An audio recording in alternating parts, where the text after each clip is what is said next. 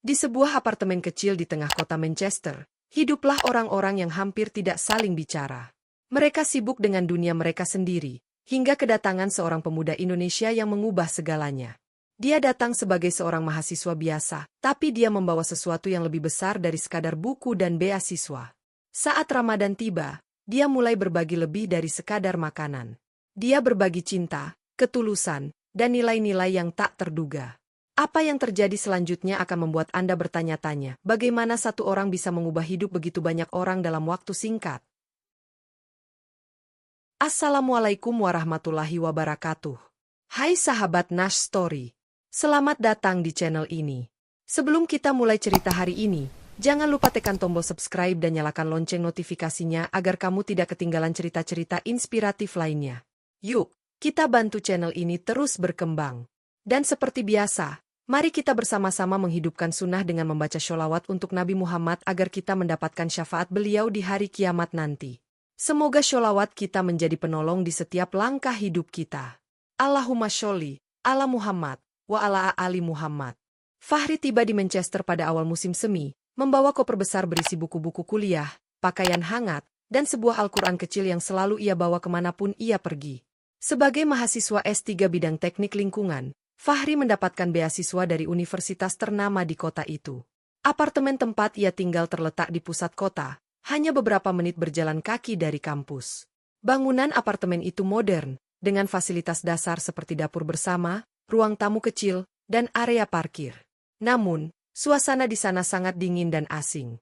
Penghuni jarang berinteraksi satu sama lain, lebih sering menghabiskan waktu di unit masing-masing atau sibuk dengan pekerjaan dan studi mereka.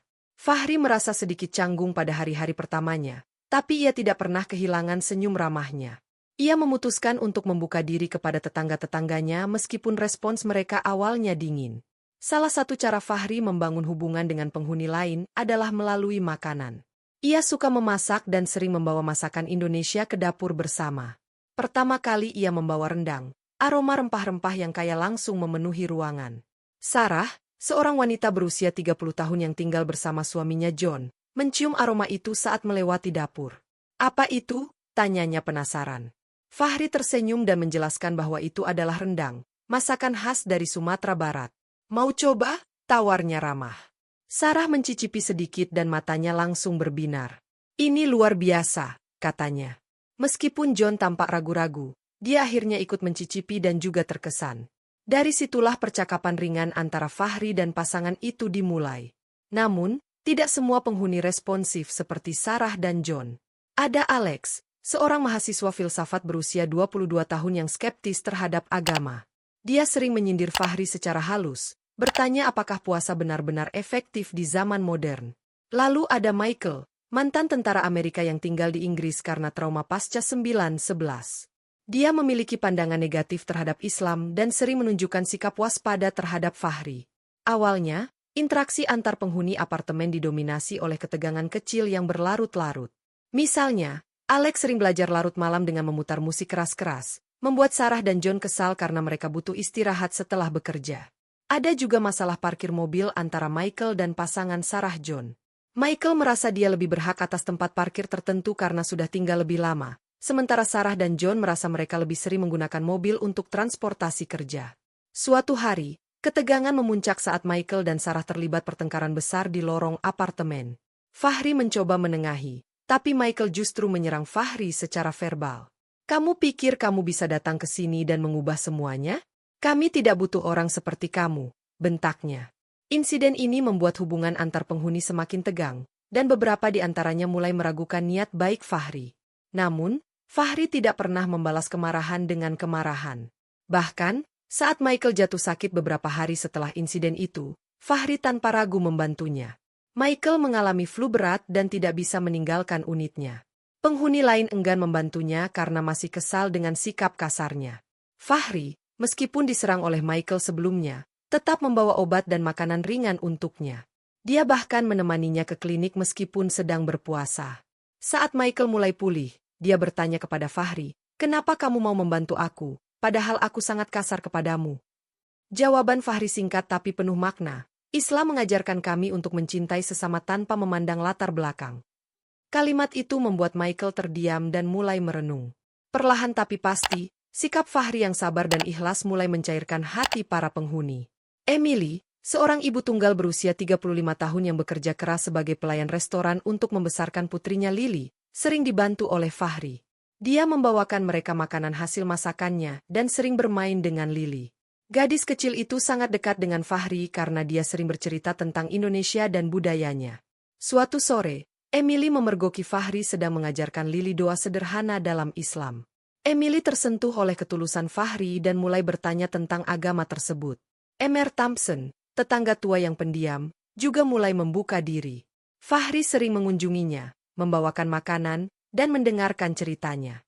Suatu hari, Emer Thompson berkata, "Aku tidak tahu apakah aku siap masuk Islam, tapi aku ingin belajar lebih banyak tentang Tuhan seperti yang kau ajarkan." Bulan Ramadan tiba, dan Fahri mulai memperkenalkan tradisi tersebut kepada penghuni lain. Dia menjelaskan tentang arti puasa sebagai latihan kesabaran, disiplin, dan empati terhadap orang yang kurang beruntung. Dia mengundang mereka untuk berbuka puasa bersama di hari pertama Ramadan, dengan menu sederhana seperti nasi goreng, sate, dan teh manis. Awalnya, beberapa penghuni ragu untuk bergabung, tapi lambat laun mereka mulai tertarik.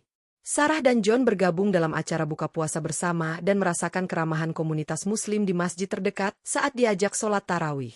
Alex, meskipun skeptis, mulai membuka diri setelah Fahri memberikan jawaban bijak atas pertanyaannya tentang filsafat Islam.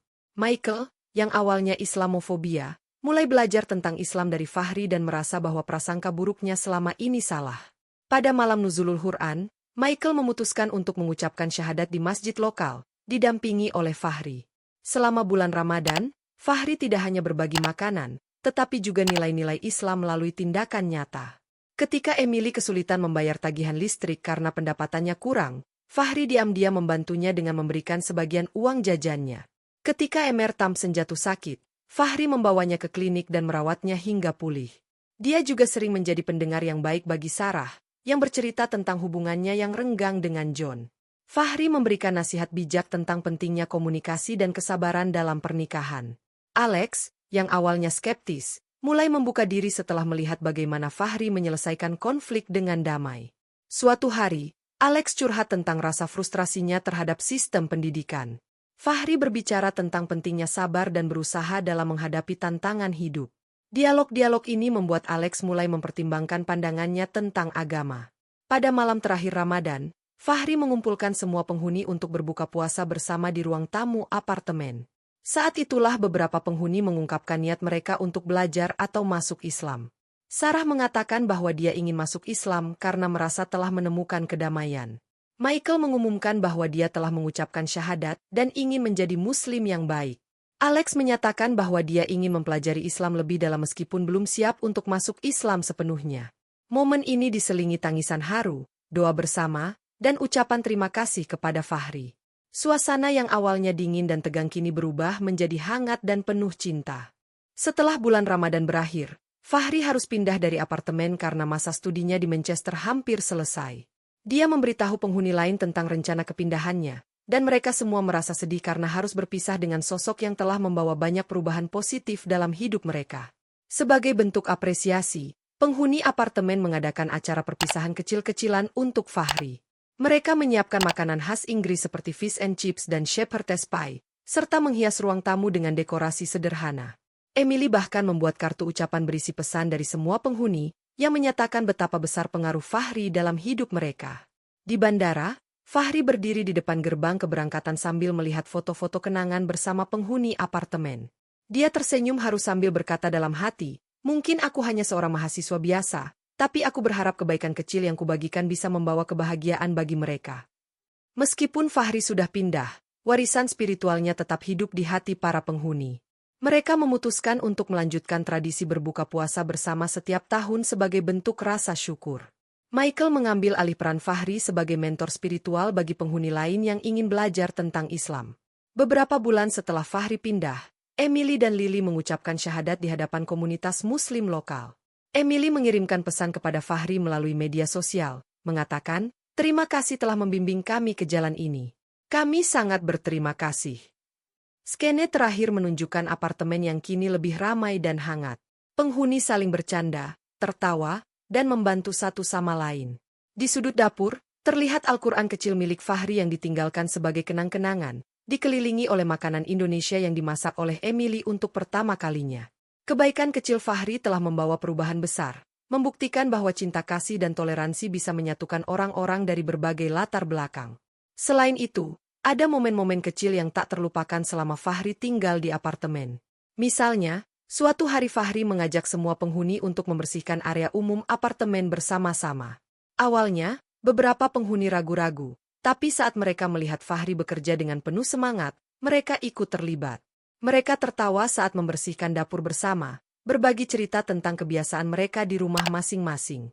Emily bercerita tentang bagaimana dia sering memasak makanan cepat saji untuk Lily karena terlalu lelah setelah bekerja.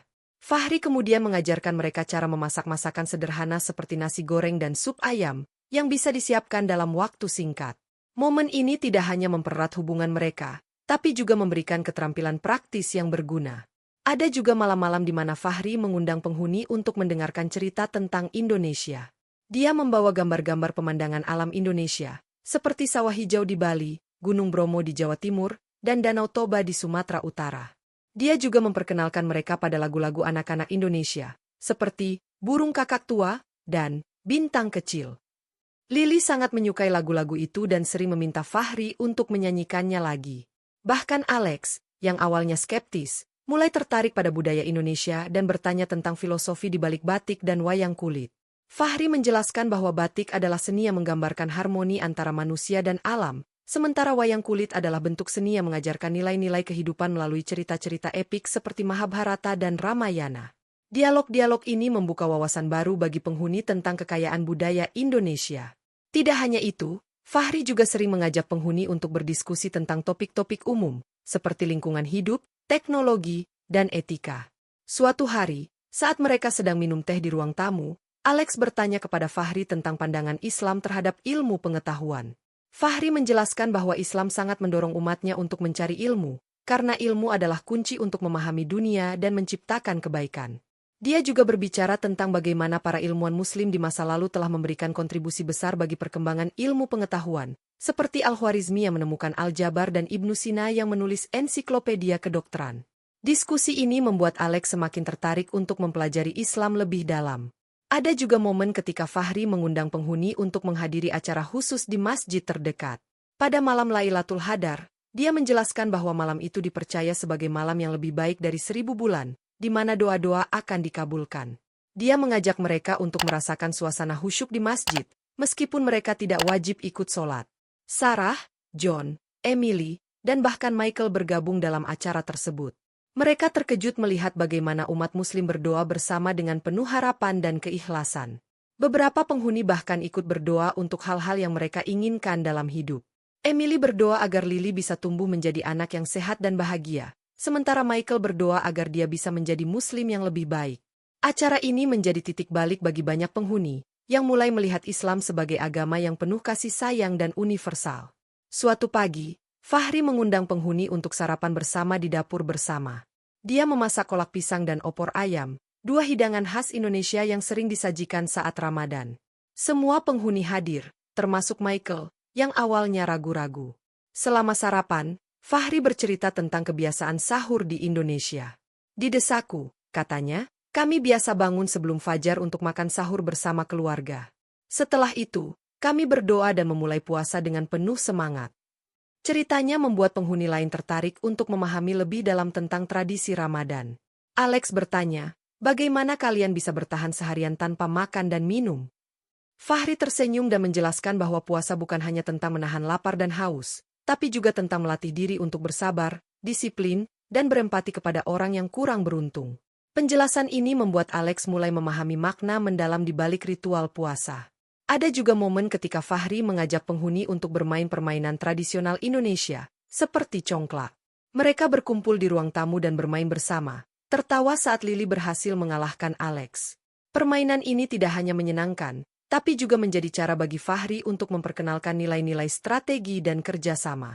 Dalam congklak, kata Fahri, kita belajar untuk berpikir jauh ke depan dan memperhitungkan langkah-langkah kita.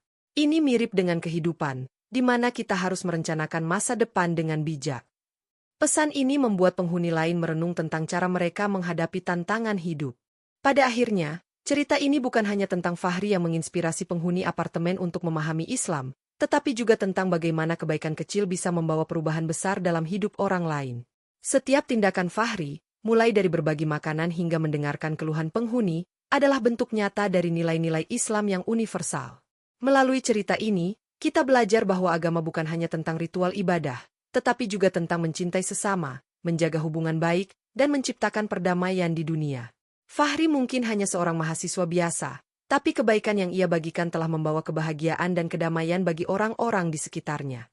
Warisan spiritualnya tetap hidup, membuktikan bahwa cinta kasih dan toleransi bisa menyatukan orang-orang dari berbagai latar belakang. Saat musim semi berganti menjadi musim panas, apartemen itu terasa berbeda. Penghuni yang dulunya jarang berinteraksi kini saling menyapa dengan hangat. Mereka mulai membantu satu sama lain tanpa diminta, seperti ketika Sarah membantu Emily mencuci pakaian Lily, atau ketika Michael membantu Alex memperbaiki sepedanya yang rusak. Bahkan Emer Thompson, yang dulunya begitu pendiam, kini sering bergabung dalam percakapan ringan di dapur bersama. Mereka juga mulai merencanakan acara-acara kecil bersama, seperti menonton film di ruang tamu atau bermain kartu di malam hari. Semua ini adalah hasil dari perubahan yang dimulai oleh Fahri, yang dengan sabar dan ketulusan membawa kehangatan ke dalam apartemen yang dulunya dingin dan asing. Beberapa bulan setelah Fahri pindah, Emily dan Lily mengucapkan syahadat di hadapan komunitas Muslim lokal. Proses ini dihadiri oleh Michael, yang kini telah menjadi Muslim yang aktif, dan Sarah, yang sedang mempelajari Islam lebih dalam. Emily mengirimkan pesan kepada Fahri melalui media sosial, mengatakan, "Terima kasih telah membimbing kami ke jalan ini. Kami sangat berterima kasih." Fahri membalas dengan senyum lebar, "Alhamdulillah, semoga Allah selalu melindungi kalian." Pesan ini menjadi penutup dari perjalanan spiritual mereka, yang dimulai dari kebaikan kecil Fahri di sebuah apartemen di Manchester. Cerita ini adalah bukti nyata bahwa kebaikan kecil bisa membawa dampak besar.